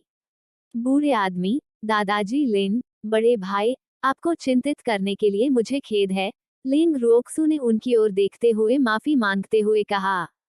रुओसू, हम परिवार हैं। इतना विनम्र होने की कोई जरूरत नहीं है, लिन लियांग ने तुरंत कहा। हाँ, छोटी बच्ची, मैं भी तुम्हें अपना परिवार मानता हूँ। ओल्ड मैन ने तुरंत अपने इरादे स्पष्ट कर दिए। वास्तव में अभी भी एक बात थी जो उसने नहीं कही थी। उसके दिल में अब यह लड़की उसके वंशजों से भी अधिक महत्वपूर्ण थी। मेरी पोती को चुराने की कोशिश करना बंद करो। लेन क्विंगटियन ईर्ष्या से दहाड़ने लगा, उसका चेहरा नाराजगी से भरा हुआ था। दुर्भाग्य से लिन लियांग और ओल्ड मैन ने लेंग क्विंगटियन को पूरी तरह से नजरअंदाज कर दिया और लेंग रुओक्सू को उसकी भलाई के बारे में पूछने के लिए घेर लिया। यह देखते हुए कि वे कैसे प्रतिक्रिया दे रहे थे, लिंग रुक्सू झूठ बोल रही होगी यदि उसने कहा कि उसे छुआ नहीं गया था। इसके अलावा वह जानती थी कि इस क्षण से वह ओल्ड मैन और दादाजी लिन को भी परिवार के रूप में मानती है। मास्टर, डेजल ने धीरे से पुकारा। फिर उसने मोर्चा संभाला और रोते हुए खुद को लिंग रुक्सू की बाहों में फेंक दिया। क्या बात है, चकाचौंध? तुम क्यों रो रही हो? तुम्हें किसने धमकाया? लिंग रुक्सू ने डेजल के मुलायम फर को सहलाते हुए पूछा। मुझे लगा कि मास्टर अब हमें नहीं चाहते। बूहू, डेजल ने दयनीयता से कहा। उसका चेहरा शिकायत से भरा हुआ था, आंसू उसके चमकदार काले बालों को गीला कर रहे थे। मूर्ख, मैं तुम्हें कैसे नहीं चाहता? लिंग रुक्सू ने कहा, समझ नहीं आ रहा कि हंसूं या रोऊं। मालिक, आकर्षण और अन्य जानवर भी उसकी बाहों में आ गए। लिंग रुओजू का शरीर और पैर जानवरों से घिरे हुए थे। उसने उन्हें गले लगाया, उन्हें छुआ और उनकी दयनीय उपस्थिति को देखा। ऐसा लग रहा था मानो उसने उन्हें छोड़ दिया हो। वो खुश थी। आपको चिंतित करने के लिए मुझे खेद है, लिंग रुक्सू ने ईमानदारी से कहा। ये प्यारे जानवर भी उसका परिवार थे। बहुत सारे जानवर रखना अच्छी बात है। कितनी देखभाल है? बूढ़े ने ईर्ष्या से कहा। मास्टर, क्या हम पर्याप्त देखभाल नहीं कर रहे हैं? बूढ़े आदमी का जानवर, एक सफेद बर्फ भालू, ने पूरे चेहरे पर आंसू भरते हुए कहा। बूढ़े आदमी ने काली रेखाओं से भरे चेहरे के साथ कहा, ओह हाँ, देखभाल, आप भी देखभाल कर रहे हैं। मेरे जानवरों ने दयनीय होने का नाटक करना कब सीखा? यह सचमुच मुझे मार रहा है। अफसोस, यह सब छोटी लड़की के जानवरों की गलती है। हाहा, बूढ़े आदमी, बकवास करने से तुम्हें यही मिलता है। तुम्हारे जानवरों को ईर्ष्या हो रही होगी। लिन लियांग खुश हो गए। ब्रैट लिन, तुम्हारी मुझ पर हंसने की हिम्मत कैसे हुई? बूढ़े ने उसे घूर कर देखा। क्या तुम दोनों बेशर्म बूढ़ों को बदल दिया गया है? अब तुम और अधिक झगड़ा क्यों कर रहे हो? लिंग क्विंगटियन ने असहाय होकर कहा। इससे तुम्हारा कोई संबंध नहीं। वे दोनों लिंग क्विंगटियन पर एक सुर में चिल्लाए। उद्धरण चिन्ह उद्धरण चिन्ह। बहस करना बंद करो। दादाजी, हमारा अगला कदम क्या है? क्या आपके पास कोई योजना है? लिंग रुओक्सू असहाय होकर उनकी ओर चल दिए। अभी नहीं, लेकिन महाद्वीप अब अराजकता में है। कई स्थानों पर आध्यात्मिक देवताओं ने कब्जा कर लिया है और फेंग और हो परिवारों को भी भारी नुकसान हुआ है, लिंग क्विंगटियन ने समझाया। वे हमें ढूंढ रहे होंगे, है ना? लिंग रुक्सू ने अनुमान लगाया। अफसोस, मुझे आश्चर्य है कि बिग ब्रदर फेंग और अन्य लोग कैसा कर रहे हैं। क्या उन्हें किसी खतरे का सामना करना पड़ा? हाँ, लेकिन हम में से कोई भी बाहर नहीं गया। दादाजी, मैं पहले बिग ब्रदर फेंग को ढूंढना चाहता हूँ। मुझे डर है कि वे खतरे में होंगे, लिंग रुओक्सू ने कुछ देर सोचने के बाद कहा। हालांकि बिग ब्रदर फेंग और अन्य के पास 2 दिव्य जानवर थे, दुश्मन के पास लगभग 10 आध्यात्मिक देवता थे। अगर उन्हें बिग ब्रदर फेंग और उसके बीच के रिश्ते के बारे में पता होता, तो वे लोग निश्चित रूप से उसे और दूसरों को जाने नहीं देते, इसलिए उसे उनसे पहले उसे ढूंढना था। ठीक है, लिंग क्विंगटियन ने सहमति में सिर हिलाया। फेंग मोरन और फेंग दा के पास भी दिव्य जानवर थे। इस तरह उनकी ताकत थोड़ी बढ़ जाएगी। तो फिर चलो यह जगह छोड़ दें। लिंग रुओजू ने स्वर्ग और पृथ्वी ब्रेसलेट से बाहर निकलकर क्विल जारी किया। क्विल, आइए बिग ब्रदर फेंग और अन्य को खोजें। लिंग रुओजू ने धीरे से कहा। हाँ मास्टर। क्विल ने अपने विशाल पंख फड़फड़ाए, आकाश में उठा और क्षितिज में गायब हो गया। लिंग रुओजू और अन्य लोगों के निर्जन घाटी छोड़ने के बाद कुछ ही समय बाद एक युवक घाटी के निचले भाग में आया। उसके साथ एक छोटा सा मिंक भी था जो लगभग एक वयस्क की मुट्ठी के आकार का था। छोटा मिंक चांदी सफेद था और उसके बाल बिखरे हुए नहीं थे। उसकी पानी भरी नीली आंखें समुद्र की तरह गहरी और मंत्रमुग्ध करने वाली थीं।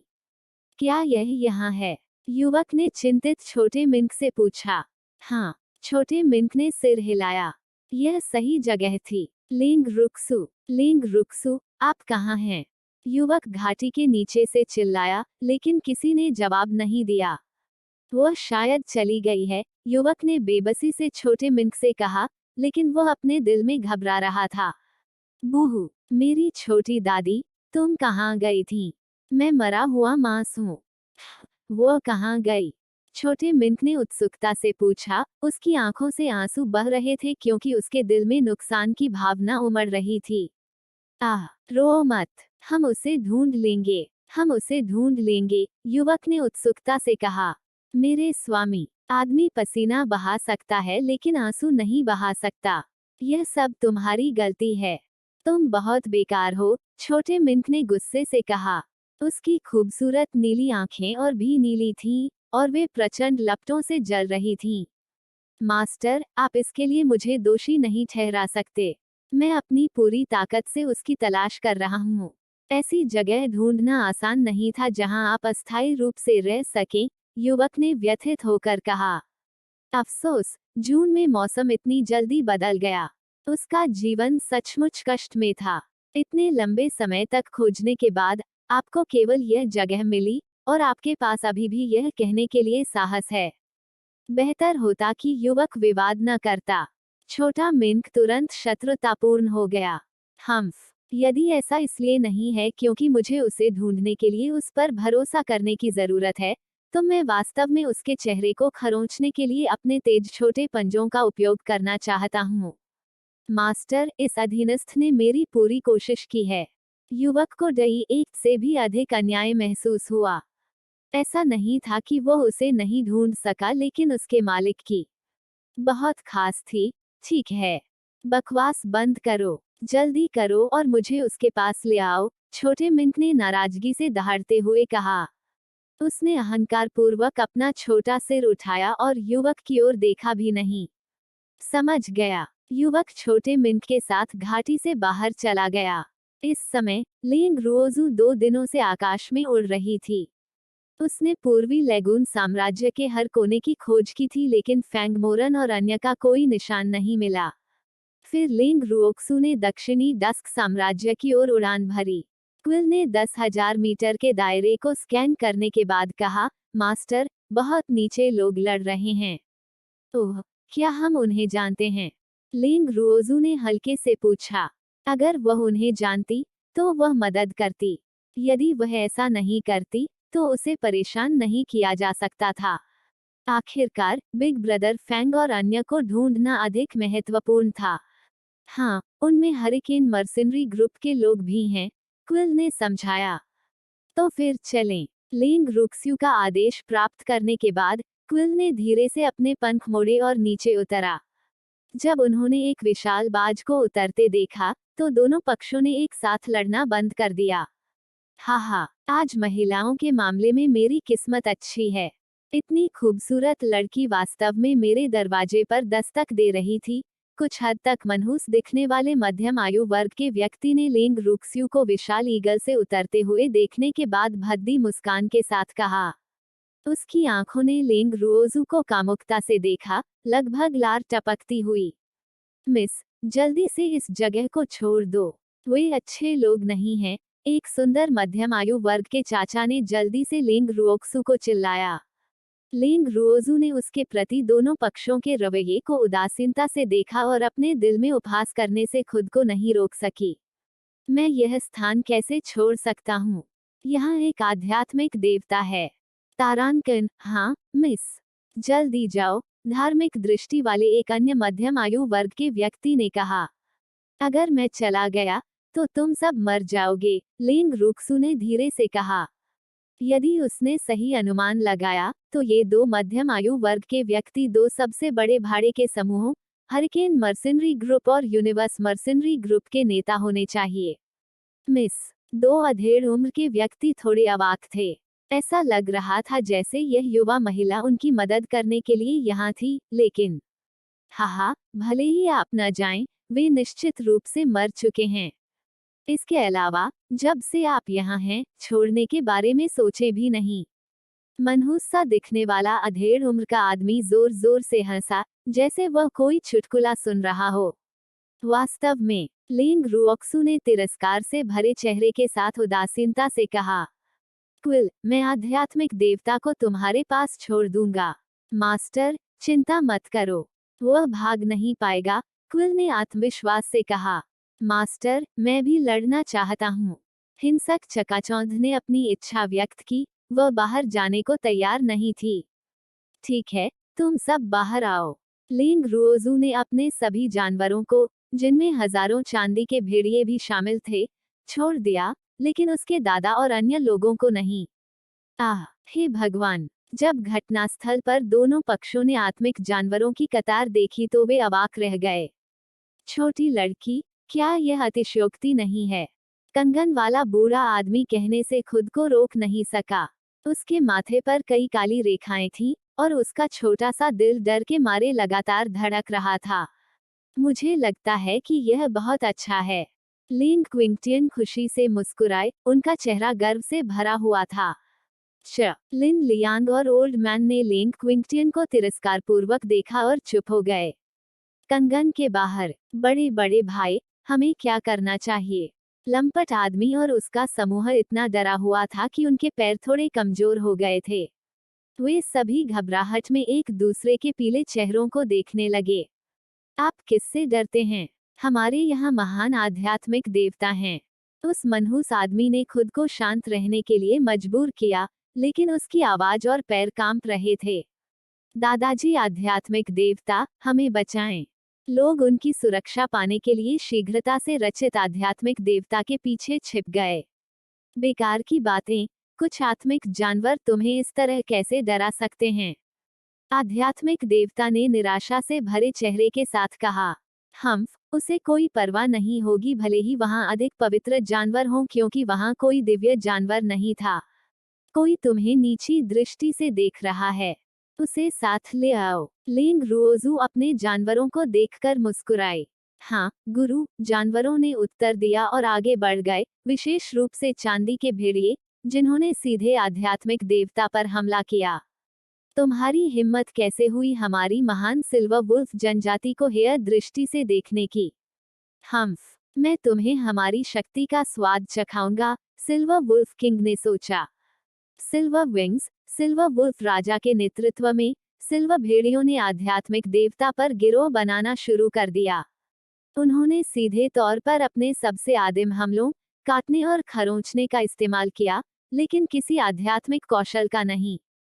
जहां तक देवता की बात है, वह चांदी के भेड़ियों द्वारा उलझा हुआ था और उसे हमला करने का मौका नहीं मिला, इससे पहले कि वह मौत के मुंह में समा गया। अन्य का अंत भी अच्छा नहीं रहा।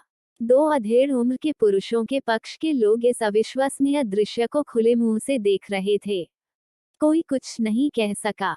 यह बहुत भयानक है। आइए देखें कि कौन अब भी हमारी सिल्वर वुल्फ जनजाति को नीचा दिखाने की हिम्मत करता है। सिल्वर विंग्स ने अहंकार से कहा। आज आखिरकार वह अपना सिर ऊंचा रख सका।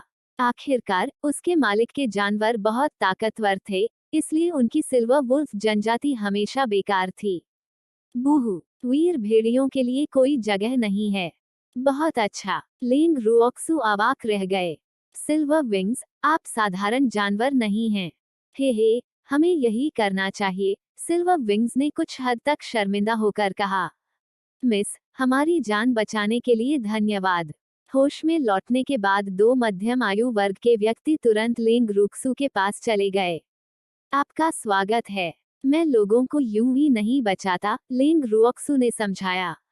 यदि वे हरिकेन मर्सिनरी ग्रुप से नहीं होते, तो शायद उसे वास्तव में कोई परवाह नहीं होती। मिस, यह हमारी सराहना का प्रतीक है। कृपया बुरा न माने। मध्यम आयु वर्ग के पुरुषों में से एक को तुरंत एहसास हुआ कि लिंग रुक्स्यू का क्या मतलब है और उसने जल्दी से उसे देने के लिए अपनी उंगली से एक अंगूठी निकाली। इसका अर्थ क्या है? लिंग रुओजू के माथे से ठंडा पसीना टपक रहा था। क्या वह यही सोच रही थी? मिस ने हमें बचा लिया। हम आपको चुका नहीं सकते, इसलिए यह अधेड़ उम्र का व्यक्ति समझाने वाला था, लेकिन लिंग रुओक्सू ने उसे रोक दिया। मैंने तुम्हें पैसे के लिए नहीं बचाया। मैं बिग ब्रदर जूरी का दोस्त हूँ, लिंग रुक्स्यू ने असहायता से समझाया। तो आप मेरे बेटे को जानते हैं। यह बहुत अच्छा है, अधेड़ उम्र के आदमी ने खुशी से कहा, लेकिन उसका दिल तेजी से धड़क रहा था। मेरा मूर्ख बेटा इतनी मजबूत महिला से कब मिला? कमांडर जू, मुझे कुछ करना है, इसलिए मैं पहले छुट्टी लूंगा। सावधान रहें। लेंग रुओजू सभी जानवरों को स्वर्ग और पृथ्वी कंगन में वापस ले आए और जाने के लिए तैयार हुए। रुको, मिस, क्या मैं पूछ सकता हूँ कि आप कहाँ जा रही हैं? अधेड़ उम्र के व्यक्ति ने लेंग रुओजू को रोका और पूछा। मैं ब्लेजिंग फ्लेम मर्सिनरी ग्रुप की तलाश करने जा रहा हूँ, लेंग रुओक्सू ने समझाया। Miss, blazing flame mercenary group कुछ समय पहले उत्तरी फ्रॉस्ट साम्राज्य में दिखाई दिया लगता है। आप उन्हें वहां ढूंढने में सक्षम हो सकते हैं, मध्यम आयु वर्ग के व्यक्ति ने सुझाव दिया। ठीक है, धन्यवाद, कमांडर जू। क्विल, चलो उन्हें ढूंढने के लिए नॉर्दर्न फ्रॉस्ट एम्पायर चलें, लेंग रुक्स्यू ने क्विल से कहा।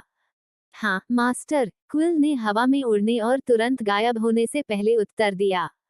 नॉर्दर्न फ्रॉस्ट साम्राज्य पहुंचने पर लेंग रुओक्सू और क्विल ने विस्तृत खोज शुरू की। 3 दिन बाद, मास्टर, मुझे लगता है कि मैं फैंग मोरन को देखता हूँ, क्विल ने अचानक कहा। कहाँ? लेंग रुओजू ने जल्दी से पूछा।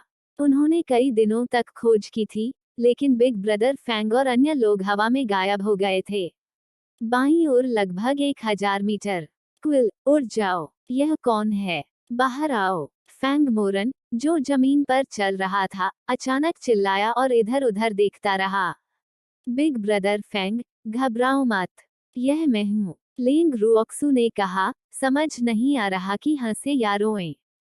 बिग ब्रदर फैंग इतना पागल क्यों है? सुएर, फैंग मोरन, लेंग रुक्सू को क्विल की पीठ पर बैठा देखकर उत्साहित थे। बिग ब्रदर फैंग, क्या आप सब ठीक हैं? लेंग रुओक्सू ने चिंता के साथ पूछा। अफसोस, बिग ब्रदर फैंग के थोड़े उदास चेहरे को देखकर, हाल ही में दबाव छोटा नहीं होना चाहिए। हम सब ठीक हैं, लेकिन फैंग मोरन झिझक रहे थे, उन्हें समझ नहीं आ रहा था कि क्या कहें। फैंग दा को क्या हुआ? लेंग रुओजू हैरान थी। फैंग दा के पास एक अग्नि ड्रैगन था, इसलिए उसे कुछ नहीं होना चाहिए। फैंग दा को ड्रैगन कबीले ने पकड़ लिया था, फैंग मोरन ने समझाया। ड्रैगन कबीला, क्या यह फायर ड्रैगन के साथ उसके अनुबंध के कारण है? लेंग रुक्सू ने एहसास में पूछा। अनुबंध के दौरान, उनके दादाजी ने कहा था कि ड्रैगन के साथ खिलवाड़ नहीं किया जाना चाहिए, लेकिन उन्होंने उस समय इसे गंभीरता से नहीं लिया। उसे उम्मीद नहीं थी कि फैंग दा को फंसाया जाएगा। अफसोस, यह सब मेरी गलती है। फैंग मोरन ने सिर हिलाया। यदि उस दिन उनका सामना किसी दुश्मन से नहीं हुआ होता, और फैंग दा ने फायर ड्रैगन का उपयोग नहीं किया होता, तो ड्रैगन उन्हें खोज नहीं पाते। बिग ब्रदर फैंग, चिंता मत करो, मैं फैंग दा को बिना किसी नुकसान के बचाऊंगा, लेंग रुओक्सू ने वादा किया। हम्फ, अगर उन ड्रैगन ने फैंग दा को चोट पहुंचाने की हिम्मत की, तो मैं उनके घोंसले को नष्ट कर दूंगा और उन सभी ड्रैगन को बेघर कर दूंगा। सुएर, मैं तुम्हें वहां ले आऊंगा जहां हम रह रहे हैं। फैंग मोरन ने सिर हिलाया। सुएर उनकी रीढ़ थी। उसे देखने के बाद चिंता की कोई बात नहीं थी। ठीक है, बिग ब्रदर फैंग, ऊपर आओ। लेंग रुओक्सू ने फैंग मोरन को इशारा किया और वे क्विल की पीठ पर एक साथ बैठ गए। फैंग मोरन द्वारा दिए गए पते के अनुसार क्विल उड़ गया। जिस निवास के बारे में फैंग मोरन ने बात की थी वहां पहुंचने के बाद, क्विल आंगन में उतरा।